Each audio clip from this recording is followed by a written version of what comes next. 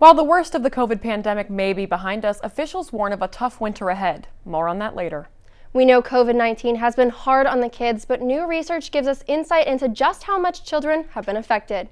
UT 10's Krystal Clark is live with us now. Krystal, what does the research show? Well, this study from Harvard University compared children born during and prior to the pandemic and found kids born during COVID have experienced a significant delay in communication development. The biggest reasons? Isolation.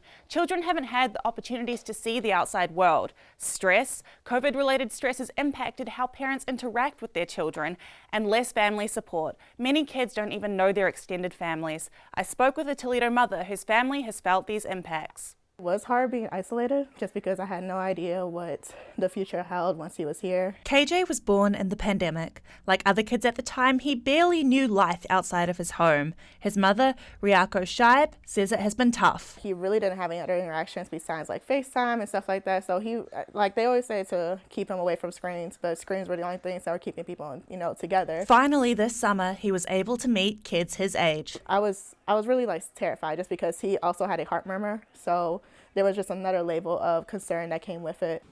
Despite finally being able to get outside, like many others, KJ has had trouble adjusting. He is a little bit speech delayed. He was still around me with a lot of things, but everyone's wearing masks, so he doesn't understand some of the social things that came with it. Shaib says becoming a parent in the middle of COVID has had both upsides and downsides. So in terms of the emotional bonding, I think it was great. In terms of the social cues and, understanding the environment and not being too wary of it, that might be something to be concerned about.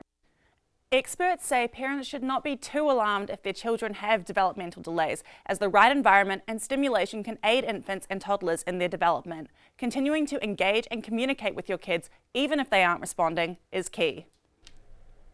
Thank you, Krystal. Outgoing National Institute of Allergy and Infectious Diseases Director Dr. Anthony Fauci is urging people to update their booster shots. He says we need to be wary of 2 new variants of COVID-19 in the coming months. These new variants already account for nearly 60% of current cases in the U.S. He says current booster vaccines only protect up to the Omicron variants, which make up less than 20% of present cases.